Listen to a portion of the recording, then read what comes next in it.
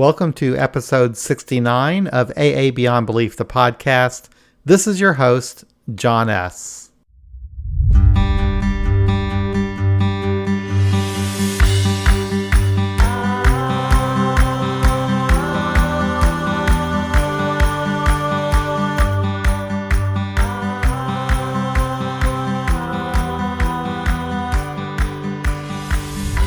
In today's episode, we'll meet Petrina from Sydney, Australia.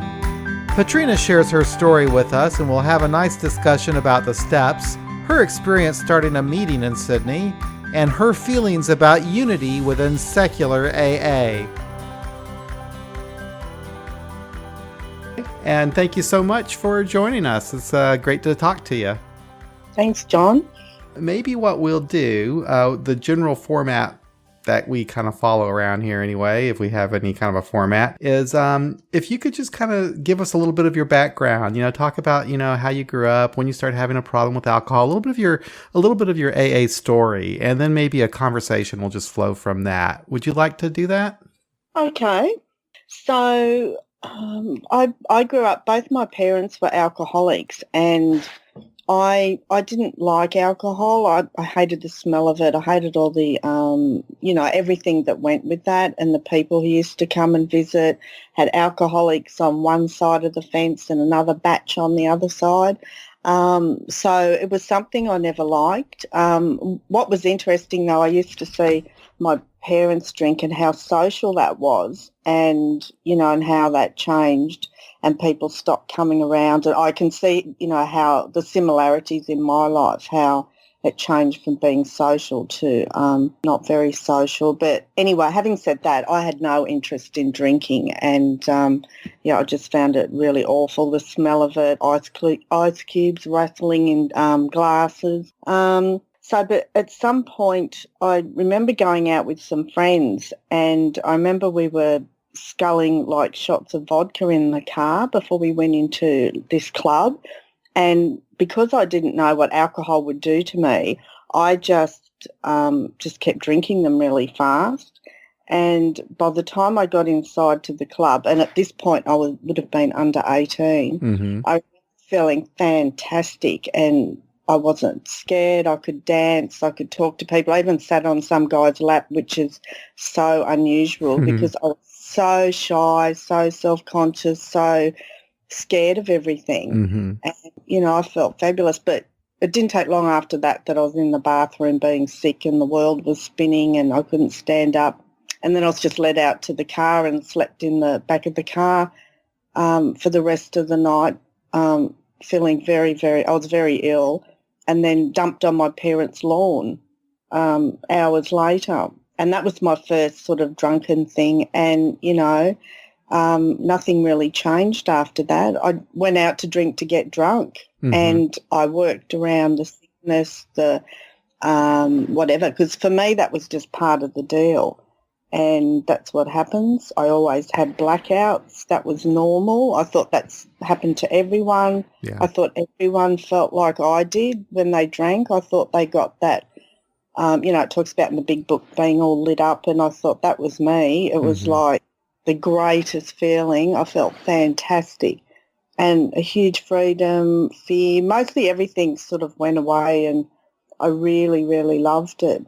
But, that over the years, that was in the 80s. They were the best times ever. And I think things started to happen, like it, for me, I see it's like, a phase of going from great to goodish, and then there was hiccups, and then it started to get really ugly.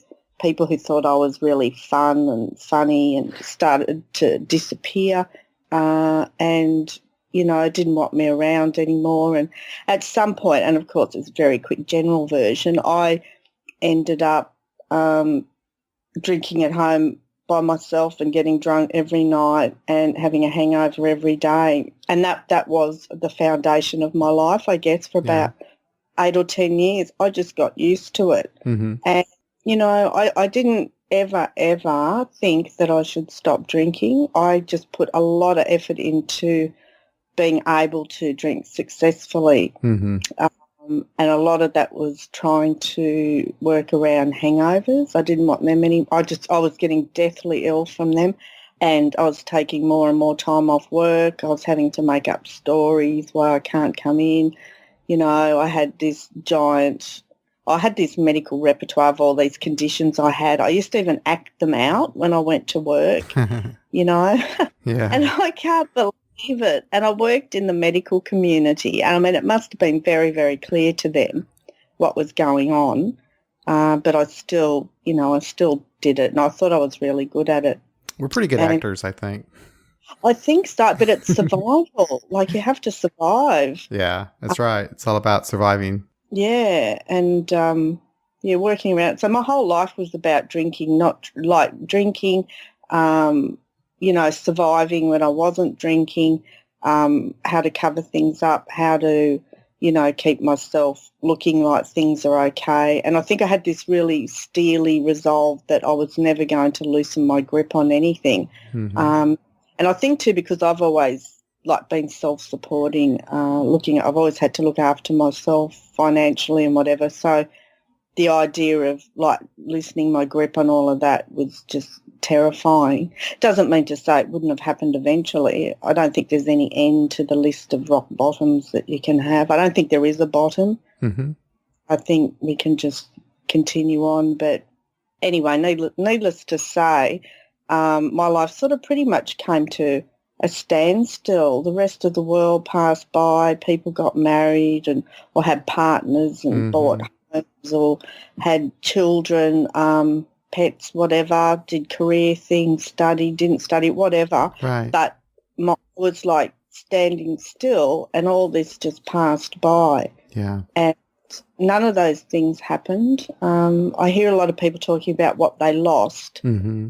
And I apart from, there were so many sort of things you could say, dignity and so on, to be lost. But as for, things that were measurable, I didn't lose anything. And in fact, for me, it was the opposite. I didn't gain anything. And, it's just extraordinary. When I look back, it's just such a giant part of my life where nothing really happened. Yeah. I mean, of course, it's happened that I wouldn't talk about here, but generally, my life stood still. Sure. That was my experience too. And I actually kind of remember when I was starting out in the program, almost resenting the people who would talk about all the things that they lost, the great jobs and the homes and the wives and all that kind of stuff, because I never could even get any of those things. And quite frankly, I was afraid at that time I never would, Yes. Indeed, and that was it. And yet I was never sort of one of these people, because I remember my dad telling to me when I was younger, oh, for God's sake, never get married and have children. And I think he was saying it in sort of a ha-ha offhanded way, but I sort of thought, okay, I won't. And I never did. I still haven't. But it was still a case of, and I couldn't even work out how that would come about. Mm-hmm. I thought, how do you... what happens? Do they sort of ask you to marry? Mm-hmm. I honestly had no idea how any of that sort of stuff happened. Yeah. But at the same time, I was a bit fearful because I didn't really know if I wanted to do that. And in fact, you couldn't drink or, hide out anyway. That was the other thing that wasn't appealing either. So what made you finally get to the point where you thought you might need help or to ask for help? I think what happened for me, one of the things, I knew my world was sort of closing in on me. I was starting, I could see that I'd almost painted myself into a corner, and I didn't do a drop to my knees, God help me arrangement. I went to the medical community, and because the way it was presented to me, where I was working, one day a magazine came in. It was a healthcare magazine that came into where I was working, and on the front there was a picture of a big old stone building, and I thought, oh, that's nice. So I opened up the magazine to see an article, and it had a picture of all these lovely parts of the property in there with a swimming pool and a craft room, but in the middle of the article, it had a list of things. It said phobias, anxiety, depression, alcohol, drugs, trauma, all this kind of thing. And because I didn't see it, and I looked at that and I thought that's where I need to go. And I didn't, I guess it was easy for me because it didn't say, wasn't ringing, you're an alcoholic, come to our rehab, even though it wasn't written for, I wouldn't have been the audience for the magazine. But for me, I thought, yes, there's something wrong. I saw a bit of alcohol. And so I rang them up and said, I want to come in for depression and maybe a bit of alcohol. And they were the words I used. Mm-hmm. I remember the woman saying to me, how about we look at the alcohol problem first How about and we'll that? work on the other stuff later.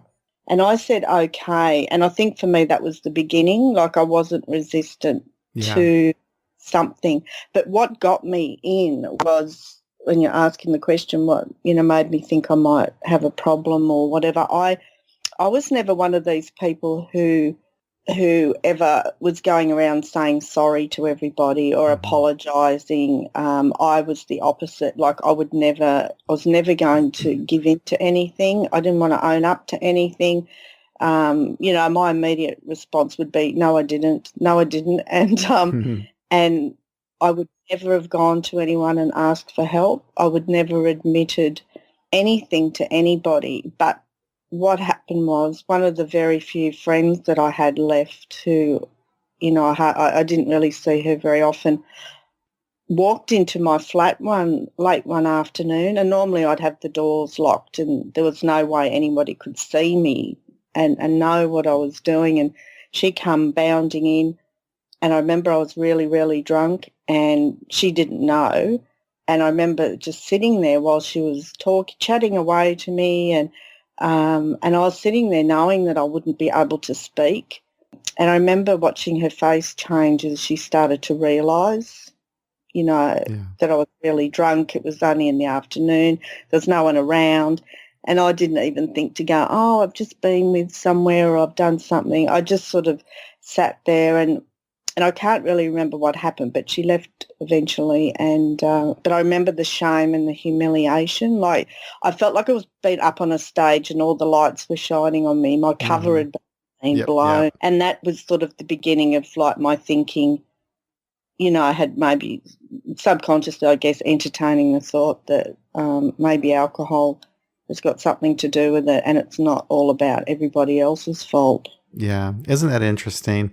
That seems to be a common thread among us. And it certainly was with me that it's that moment in time where I can't hide it from other people. And then I realized that I was hiding it from myself, and I couldn't hide it anymore from anybody, including myself. And that's when it gets, frightening enough to get help.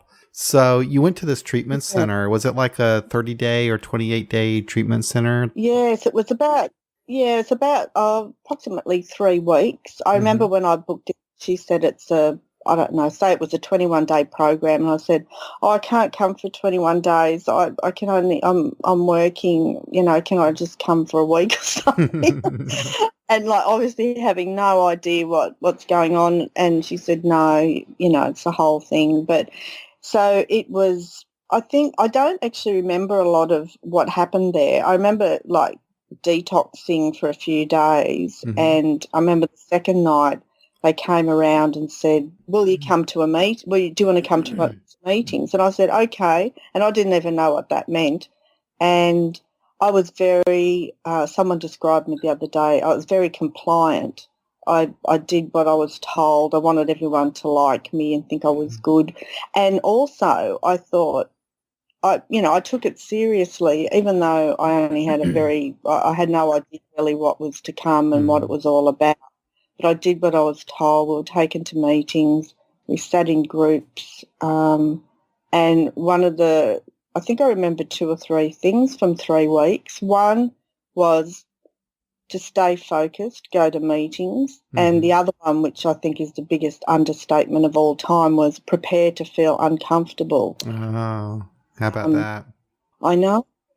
There's no discomfort in my life when I was drinking because you can make it go away. That's right. And any little sense of discomfort, well, then I could drink or whatever. And but that, that was it. And we did do some step 1 type writing, which I was surprised how how much I learnt from that, from actually writing things down, answering questions on paper, because I thought, how ridiculous. You just ask me and I'll tell you the answer.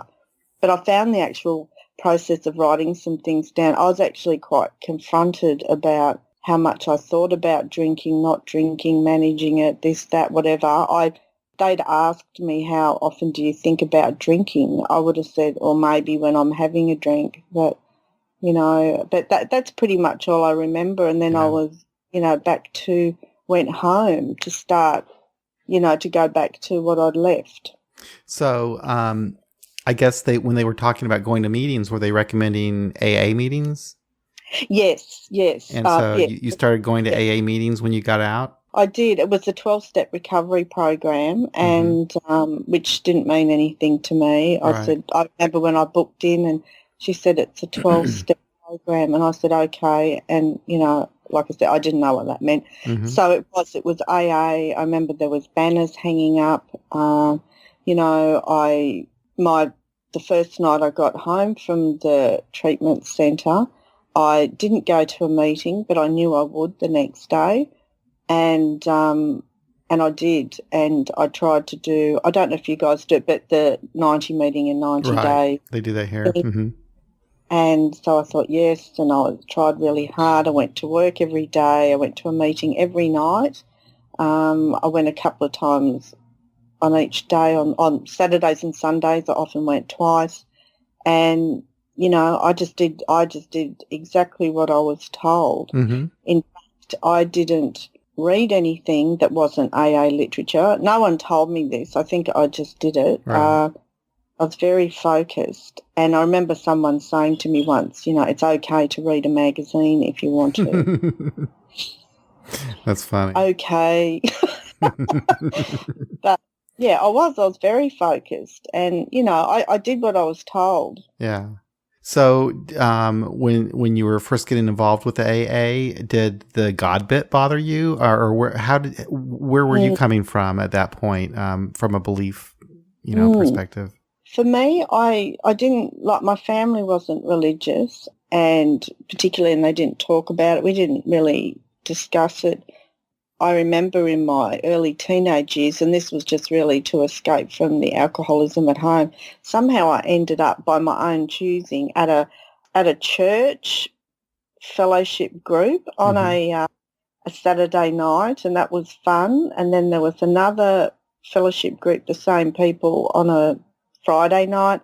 I went to, it's funny, I can't believe it, Wednesday night I went to Bible study, and Tuesday I went to prayer meetings, but all this, and I even got confirmed. How about that? While I'm outside smoking my head off, going out with this guy who'd only gone there to pick up women. And but anyway, so I wasn't doing I didn't think I was a mad God thing. It was something I was doing. It was more of a social thing. And but anyway, I stopped going to that at some point. Like I said, it was just a social thing. But I always had this, I kind of had this sense, in the way I describe it, that maybe there's something going on. That was as far as it went with the God, or some whatever thing floating around somewhere. But that was as far as it went, and it didn't play a part in my life at all. So when I came to AA and heard God and so on, I wasn't too bothered about that from what I can remember. Like I don't have any, but I think what seemed to be helpful to me is when people kept saying to me, it's spiritual, not religious. Yeah. And that made me feel good about that. And if anybody ever said, oh, it's religious, I'd straight away go, no, it isn't. And it's spiritual, not religious. But I did cringe and feel very uncomfortable when people would, when new people came in and people were talking about God and God and God that, and I just thought, oh, please don't. You'll frighten them off. I used to feel that way too, actually.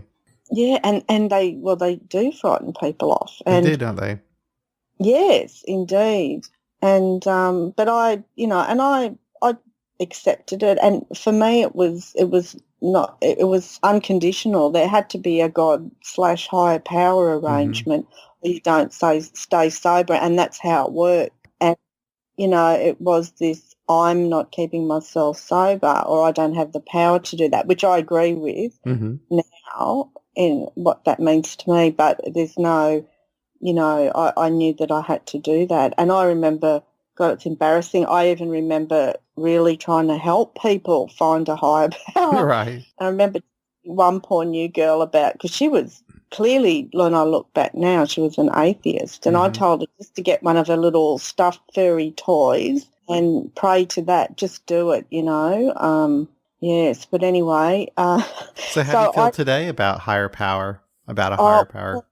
I'm an atheist. I identify as an atheist now, and very happily, and it's very freeing. Yeah. I think it's just fantastic, and it's like the blinkers have come off, and the world. I've sort of in AA. I sort of like imagining that I've sort of actually looked up and started looking around, and everything's very, very different now.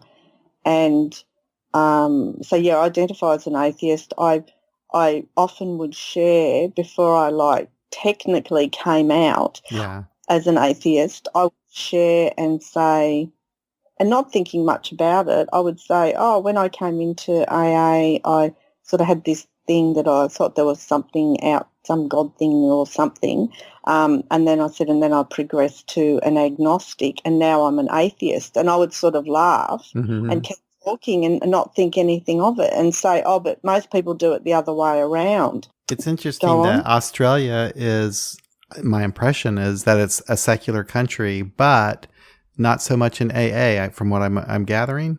Yes, it's very true. It's extraordinary. And I was thinking about this the other day. It's the meetings I've been going to or are going to or was always going to are very, very God-centered. And, since I've, I guess I'll call it come out, it's like my my God antennas are twitching every time I hear anyone say something. I'm like that now too. I'm probably more sensitive about it now than I was before. Yeah, well, I wasn't more sensitive. I don't think I was sensitive. And one of the problems that about nearly 8 years ago, I was involved in a really bad accident, and not long after that happened, it was like the God thing was like my brain just flicked the switch, and it's like it is not there, and I could not find it. I couldn't go to it. And I was really distressed for a few years. In fact, I used to share saying it's gone away. I was really frightened. Wow. I thought, what will happen to me? And I couldn't leave AA. Well, I wouldn't have, and I didn't know what. It was terrifying for me, and I tried really hard. I would share about it. I didn't have anyone to speak to about it. Yeah. And it was really... it was very, very tough. Yeah, it's so similar to my story too.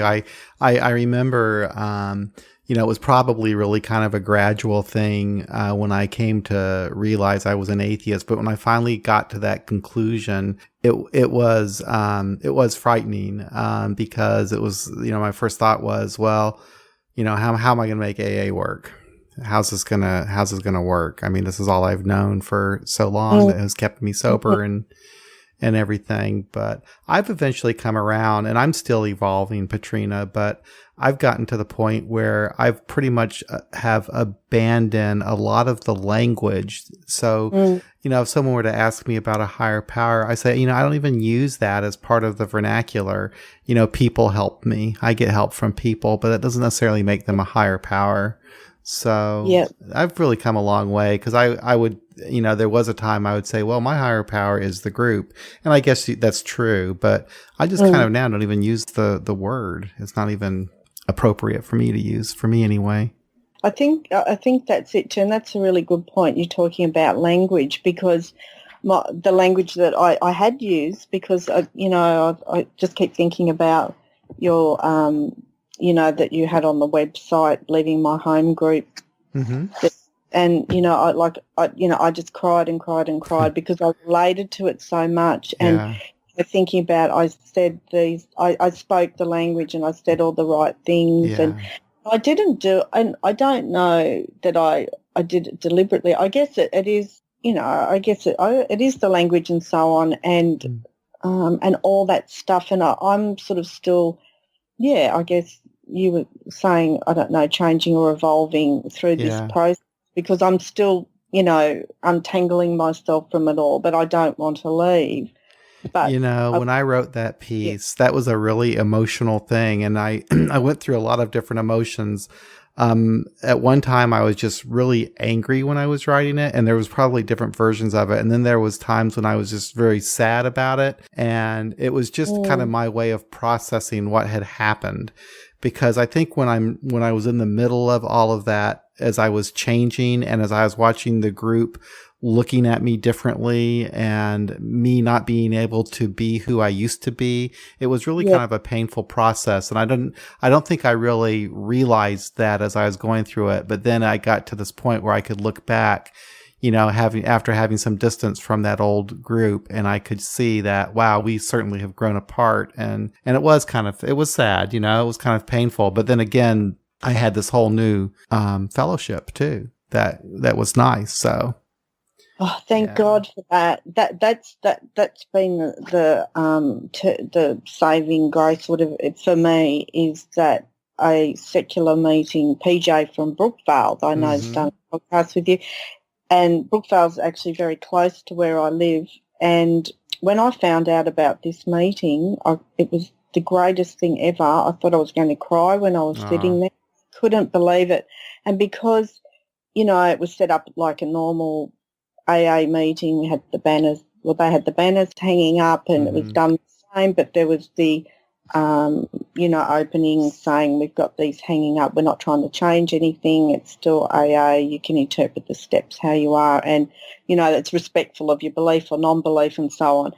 And I just thought, this is fantastic. There's no people laughing at me. There's no people shifting in their seat. There's nobody coming up and tapping me on the shoulder to correct me or don't worry, you'll get one or you'll find something, or just pretend it's nature or something like this. And that was the beginning for me to, it was fantastic. And if it wasn't for that, if it wasn't for, for AA Beyond Belief type things, and, others in Australia opening meetings, knowing in America there's a lot. A friend just came back from Europe and he said there's lots of meetings over there, secular meetings. So that's the thing where it's like I actually have somewhere to go. Yeah.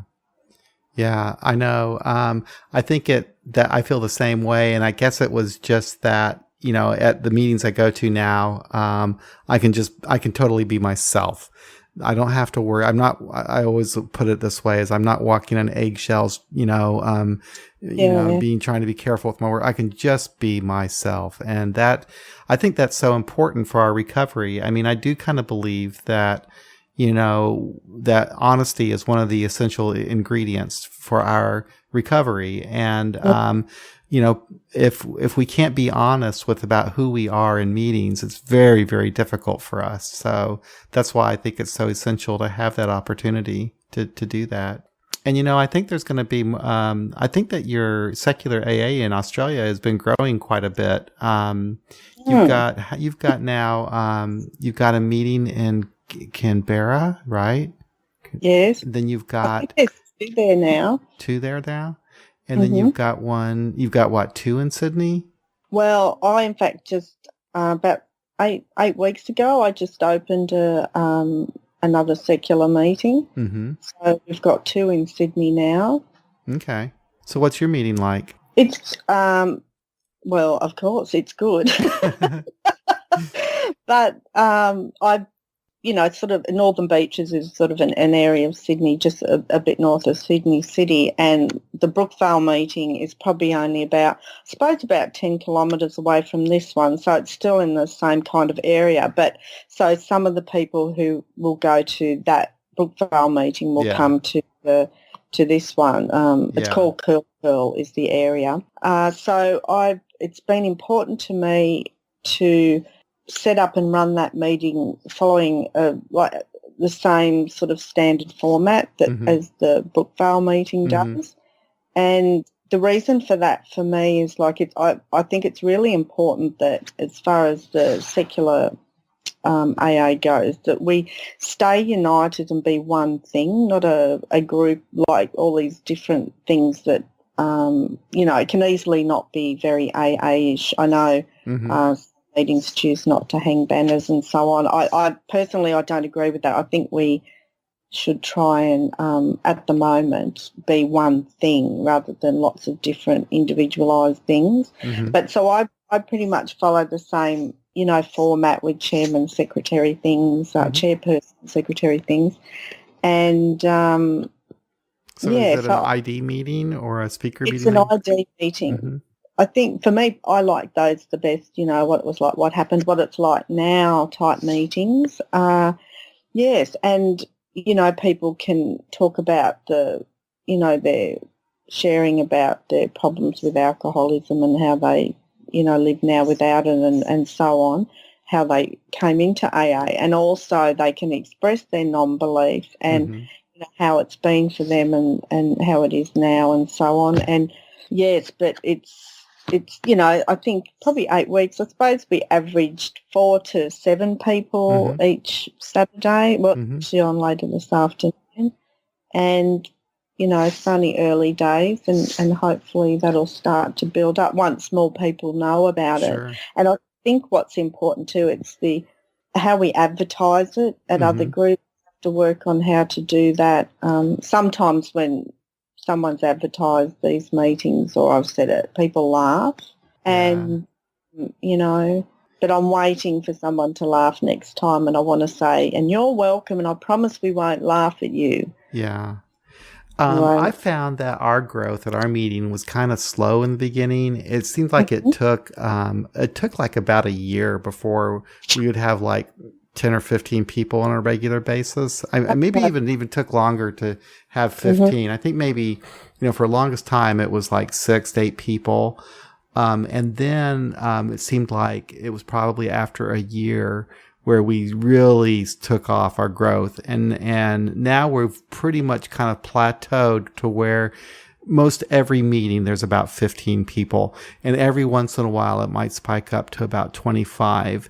But we've been meeting now for 3 years. So it's been kind of a slow, steady growth.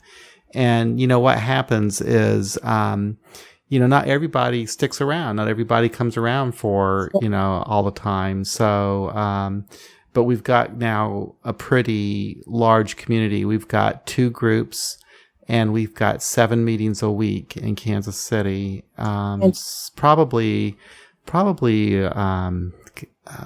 couple, maybe not a couple, 150, maybe something like that. People are involved in this, but, lots and lots have come through over the last 3 years. So, we're pretty well known about now. And I think that's what you're going to be experiencing as well. That kind of. That's great. And it's good to hear all that because it's, it I guess gives hope to how things may build up. And I'm very committed to this. Yeah. And as a long-term thing. And I'm doing it, of course, it's helpful to me, but, one of the reasons what drives me is because I want AA to have a big place for, atheists. Yeah. And that it can still exist within AA. Sure. But I'll think of this for the for the long term, the bigger picture, and that we make space, that there's space for atheists and to feel comfortable, and yeah. No, I agree. That's exactly how I kind of feel about it. Let's talk a little bit about the unity situation, and I guess you're talking about your concern about unity within the secular AA community. Yes. Yeah. What do you think about that?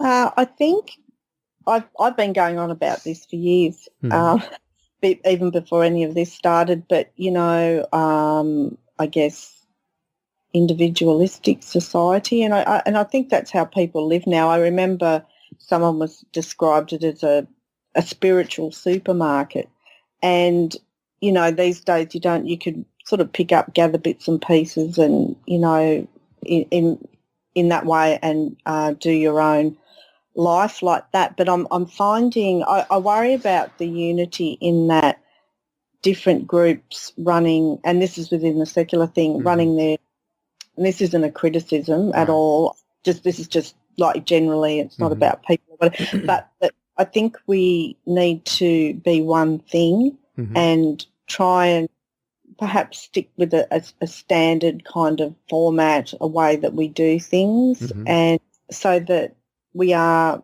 a one thing, not like groups of bits and pieces and people doing different things. Yeah. And perhaps even be in contact with each other, how we're going to do stuff, so that, we've, I guess, a united front. And I don't in an antagonistic way, like I wouldn't agree that that's a good thing. But, to think about, for me, the greater good, for want of a better term. Sure. So that kind of people know what to expect when they show up at a meeting.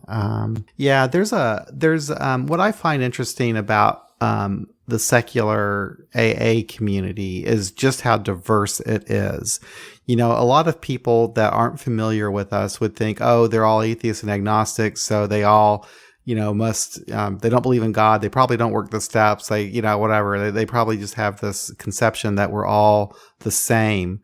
But since I've been doing this podcast and I've talked to a lot of people, there's just a lot of variety in our experiences. Some people work the steps, some people don't. Yeah. Some people are spiritual, some people are not. I think here in Kansas City, what concerns me sometimes is like most of our meetings here are topic meetings. So, and generally, if I'm leading a meeting, I like the topic to be taken from some sort of literature, so that it focuses on recovery or some issue related to recovery, But lately, it seems that there's a lot of people that just like to come up with some sort of a topic out of their head, which is fine. But I find myself sometimes at these meetings really having a hard time trying to, relate it to my recovery, Yeah.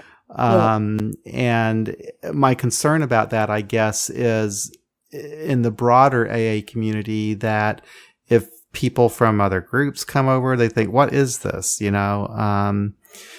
But as far as our group goes, we just decide how we want to do our meetings. And we have people volunteer to chair the meeting for 3 months at a time.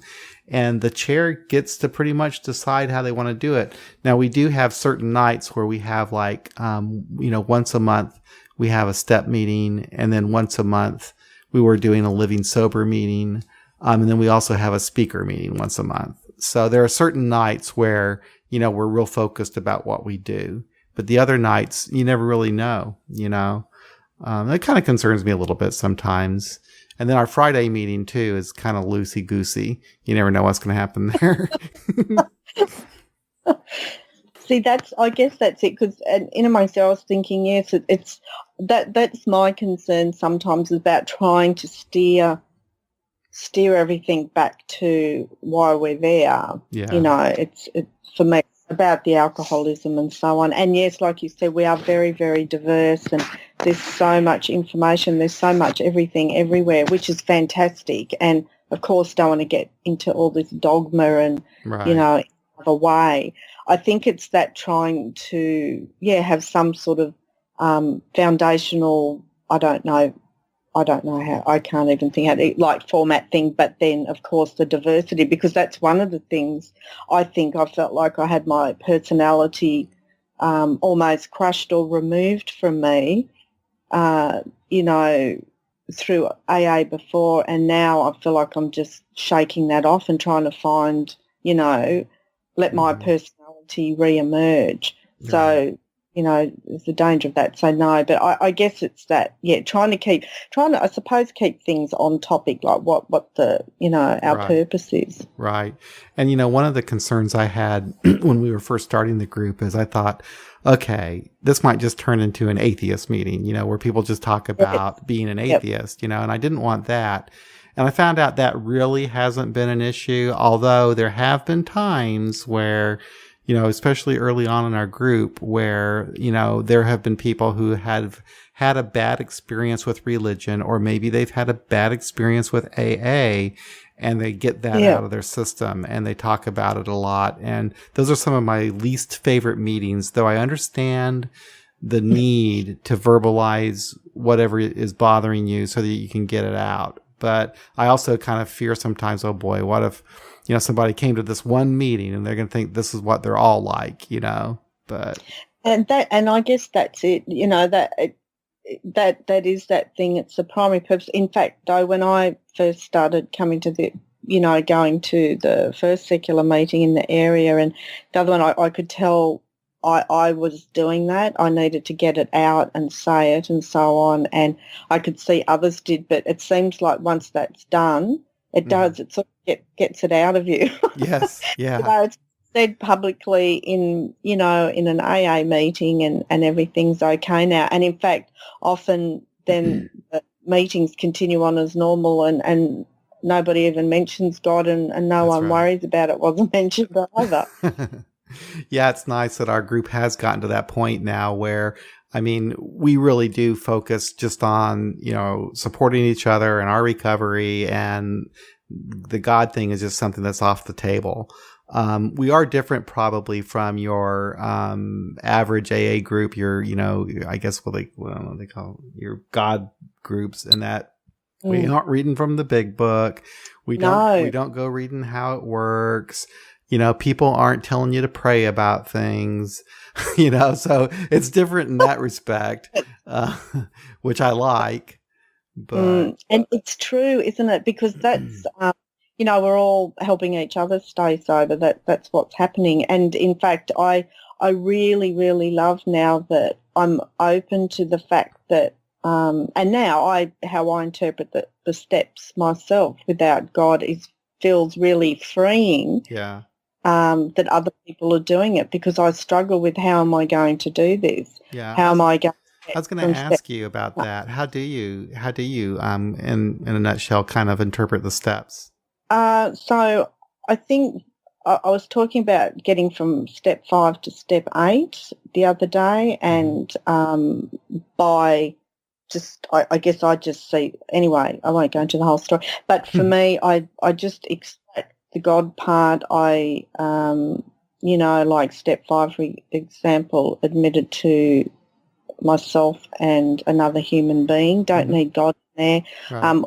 I just pretty much remove it all the way through and go from step 5 to 8 now I know what the caper is and how that's going to affect how I operate in the world, and I can see what it is, and then so I can go on from there. That's all I need there.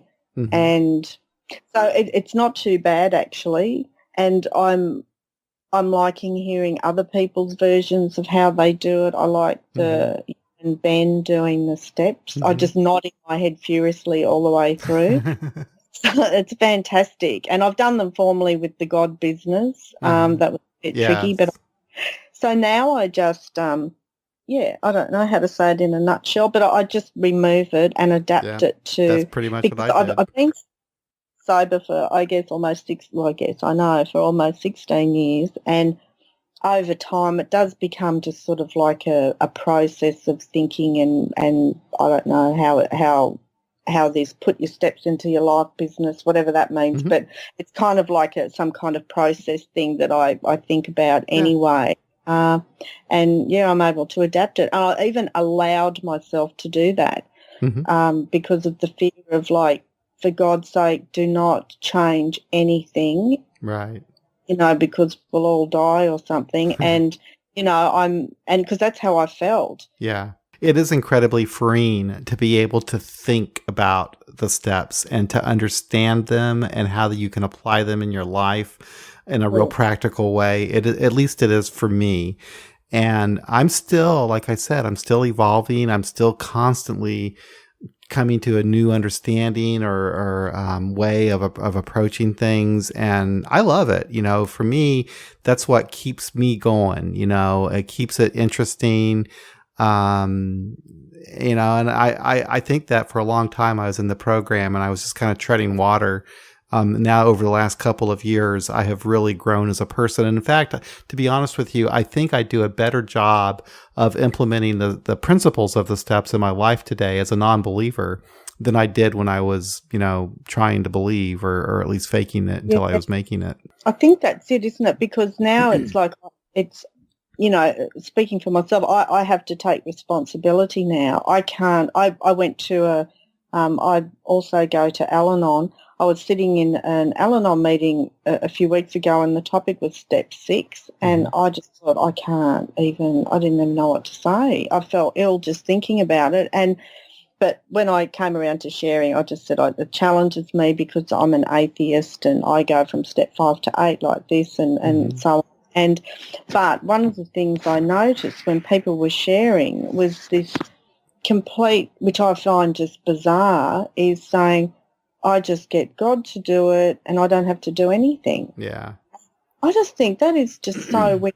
And so I just find that extraordinarily bizarre because just walking around and God just, changing my behaviour or speaking for me and it is too when people need help, you know, this, we'll pray for you. And I think, well, stop praying. Like, just do something. Yeah. Well, you know, for me now, it's meaningless to, if someone talks about, you know, having character defects that are going to be removed or not be removed or whatever. But there's the thing I got about step 6 and 7. It really, I think it came from, well, it did come from the 12 and 12 because in the big book, there's not a lot written about those 2 steps. But for me, I focus on the practice of character building, of building character, which for me is a positive way of looking at it, as growing as a human being to build my character, to become, you know, a better person. And that is just going to be a lifelong process, you know, and sometimes I'll make progress and sometimes I might backslide, but hopefully over time I'll become a better, you know, human being. So that's kind of how I see it. That's kind of the way I just approach those steps, is it's just going to be like a lifelong process of trying to build character. But the main steps, I'm with you. It's those action steps are the ones that I probably focus on the most, and the ones that I use in my life on a regular basis are probably the inventory steps where I, you know, really stop to question, you know, why I feel the way I feel, and then, you know, find some sort of action to take after I come to whatever that understanding of what's driving me. And that helps me tremendously. And I'm not at the point where I can do it, you know, before preemptively before things get crazy. Usually I have to have be in some sort of hot water, you know, before I really start, you know, examining my motives and so forth. But I do, and it works and it helps me. So. And it does, doesn't it? Because I think, you know, you know, doing step 4 and 5 more than once, you get a lot of good information from that. And see a lot of things, because I can't change my behaviour if I don't know what I'm changing, like specifically.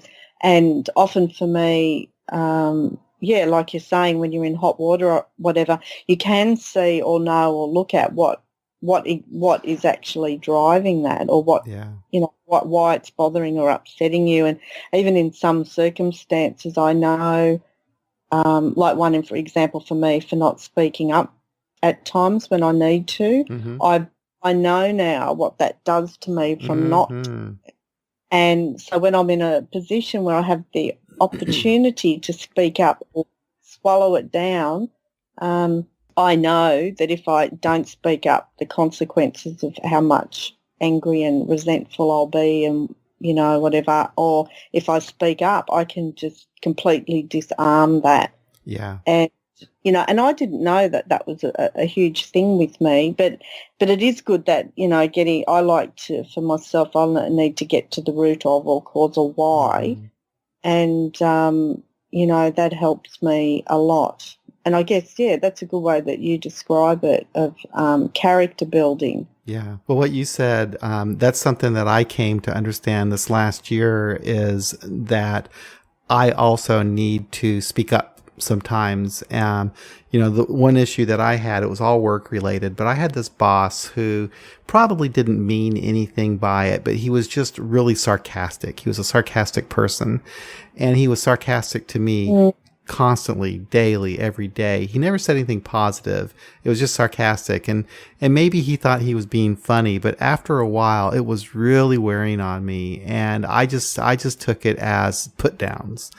And he just made me feel really bad, but I never went to him and said, "Hey, can you not be so sarcastic all the time?" Yeah. I don't really know how to take you. I don't know if you're being serious or you're just joking or what. But I never said that, and it really affected me. And I wish, in retrospect, and this is, I guess, what I need to work on, is start paying attention to how I'm feeling about things, and then start questioning why I feel that way, earlier on. Because I wish, if I would have taken some action with him. Now, what he was doing, I think, was wrong. But I could have, maybe things could have been a little bit different if I went and approached him and said, "Listen, the sarcasm thing has got to go." Yeah, but that's it though, isn't it? I think I left a really good job because I didn't speak up, and I didn't feel valued, even though everything was fine. We all got on well. I loved the job and everything. And this is in recovery, and I left because I felt resentful about that, and it didn't. And I'd be walking around, mumbling, "I'm the lowest paid person here," all this, all this kind of stuff, and clearly that not helpful. And when I left, they said they were very happy to have me back again if I wanted, and all this. But I left, and I think I had the opportunity to tell them why, but I didn't, and I didn't know how to do that at the time. And things could have been very different if I had. But yeah, it's caused me a great amount of harm. And isn't that interesting? Yeah, that's definitely a hard thing to do. But that's the cool thing about this process, though, is we can learn that about ourselves, and that's where I guess step 6 and 7 come in. Is that's something I'll be working on for a lifetime, probably, is learning how to speak up for myself when I need to, and set some boundaries, when I need to. So good that we can do that we have the capacity to learn that we need to do that. That's good for us. So I think so. And I think too, for me, always with all of this business, and I probably shouldn't have said character building character sounded better. The reason for doing all of this for me is that so I don't think picking up a drink is a good idea. Right. Because if I'm not, if I start getting crazy and staying crazy and whatever, eventually I can see how that would be an option. Yeah. And, that's one of the things when I start feeling that discomfort. And, it's not like I'm trotting around like working the steps at every turn. Right, exactly. But it's sort of when I start knowing I don't like how I'm feeling, there is the fact that I don't like how I'm feeling, but also that the knowing that at some point, if I stay like this for however long that would go on for, that I might drink again. And, that's my motivations too, to try and stay on top of that sort of thing. Yeah. So winding things up, what do you like to do for, what brings you joy? What do you like to do? What's fun for you in your recovery? I think fun for me, one of my favourite things is food shopping. I love it. I love all the shops and all the specialty stores and cooking, and all, cooking and food's like really important to me. It does give me a lot of joy. Yeah. I'm a uni student. I'm doing a Bachelor of Science, and that I didn't have a very good education, so this is sort of like the last few years been a more recent thing. So I'm loving learning more and more about science things. Oh, isn't that fun? And that it is fun for me. I really, really love it and enjoy it.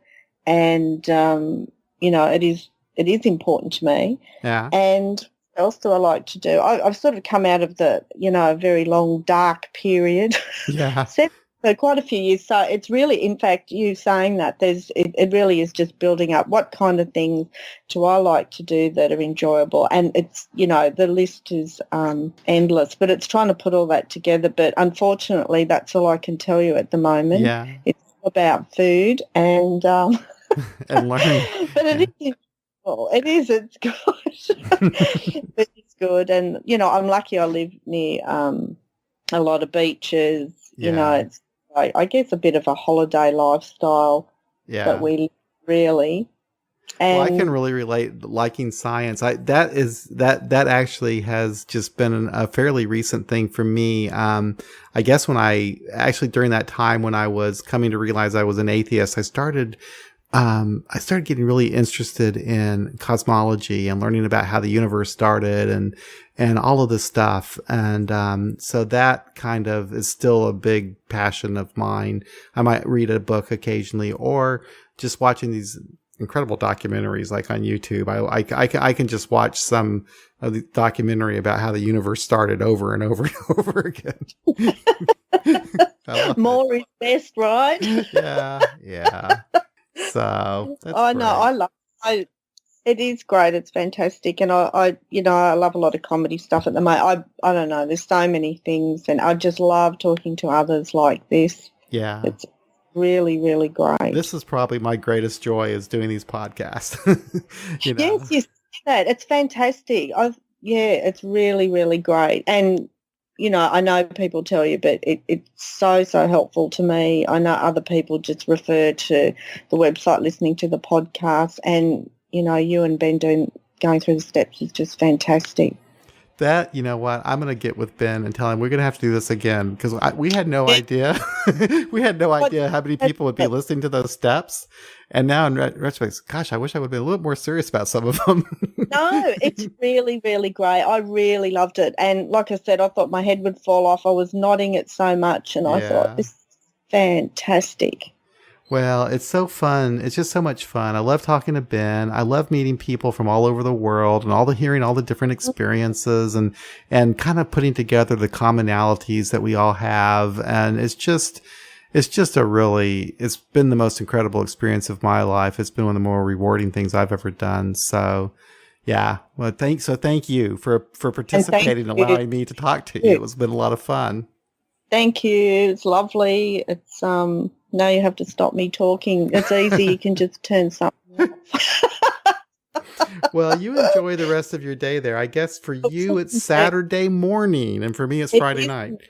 It's Saturday morning, and in a few hours I'll be going down to help open up the Secular ID meeting. Oh, good for you. Good for you. Well, say hello to everybody for me. I will indeed. Okay. All right. Well, you take care now, Petrina. You too. Thanks, John.